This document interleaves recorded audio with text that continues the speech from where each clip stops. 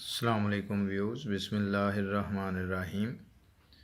آج ہم سبق آموز کہانی اپنا گھر پڑھ رہے ہیں۔ گلیوں بازاروں میں بہت ہجوم تھا۔ دکانیں، گلیاں اور بازار رنگ برنگی جھنڈیوں سے سجے ہوئے تھے۔ بچے بڑے سر پر پاکستانی پرچم والا تاج پہنے ہنسی خوشی ادھر ادھر گھوم رہے تھے۔ ان کے سینوں پر "آئی لو پاکستان" اور "میں بھی پاکستانی ہوں" کے بیج لگے ہوئے تھے۔ کاروں اور بسوں سے لے کر رکشہ، تانگا، موٹر سائیکل اور ہر دوسری سواری پر پاکستانی پرچم لہرا رہا تھا۔ انڈین گانوں کی جگہ ہوٹلوں میں، گاڑیوں میں اور گھروں میں ایک ہی ملی نغمہ گونج رہا تھا: دل دل پاکستان، جان جان پاکستان۔ آج 14 اگست کا دن تھا۔ گھر میں پڑے پڑے مجھے بوریت ہو رہی تھی، چنانچہ میں نے اسکوٹر باہر نکالا، گھر کو تالا لگایا اور آزادی کی خوشیاں منانے والے رنگ و خوشبو میں ڈوبے ہوئے کراچی کی رونق دیکھنے نکل کھڑا ہوا۔ ابھی سڑک پر آیا ہی تھا کہ ایک لڑکا موٹر سائیکل کو کراس کرتا ہوا آگے نکل گیا۔ میں نے دیکھا وہ ہاف آستین کی شرٹ پہنے ہوئے تھا۔ شرٹ کے پیچھے پاکستان کا فلیگ بنا ہوا تھا، جس پر لکھا ہوا تھا: میرا دل پاکستان ہے۔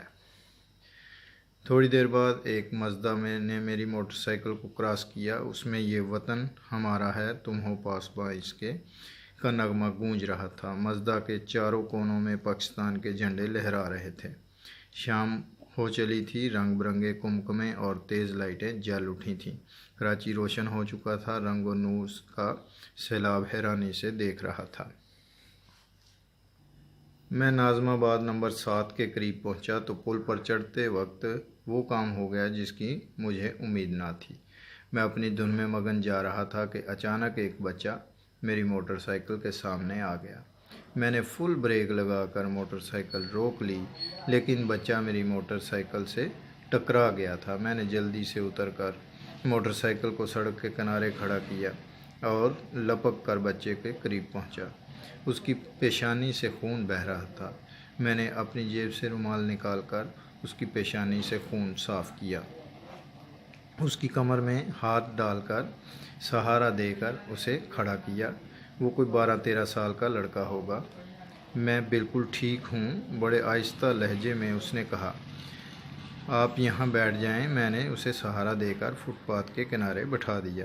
"اور کہیں تو چوٹ نہیں لگی آپ کے"؟ میں نے اس کے سر پر رومال رکھتے ہوئے کہا۔ وہ ہولے سے مسکرایا اور گردن میری طرف گھما کر دیکھتے ہوئے بولا: "ہمیں تو چوٹیں لگتی رہتی ہیں"۔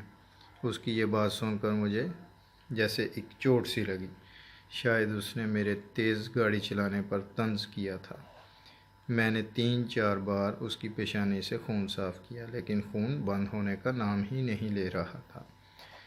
"آئیے، اسکوٹر پر بیٹھ جائیں، کسی قریبی کلینک چلتے ہیں"، میں نے اس کا بازو پکڑ کر کہا۔ "ارے میں بالکل ٹھیک ہوں، آپ پریشان نہ ہوں، بس اسکوٹر ذرا آہستہ چلایا کریں"۔ اس نے اٹھنے کی کوشش کی، لیکن ایک دم اسے چکر آ گیا۔ میں نے اسے جلدی سے سہارا دیا۔ "بھئی منّے میاں، ہم بہت شرمندہ ہیں، آئندہ موٹر سائیکل تیز نہیں چلائیں گے"۔ اس نے گردن اٹھا کر میری آنکھوں میں جھانکا، پھر اپنے دوسرے ہاتھ سے میرا ہاتھ تھام کر بولا: "وعدہ کریں"۔ "وعدہ"، میں نے اس کا ہاتھ مضبوطی سے دبا کر کہا۔ "اچھا بھئی، آپ اپنے گھر کا پتہ سمجھائیں تاکہ ہم آپ کو گھر تک ڈراپ کر دیں"۔ میری یہ بات سن کر اس نے اپنا سر جھکا لیا اور آہستہ سے بولا: "گھر، میرا کوئی گھر نہیں ہے"۔ نیکسٹ ویڈیو میں ملیں گے نیکسٹ ایپیسوڈ کے ساتھ۔ اپنا خیال رکھیے گا۔ اللہ حافظ۔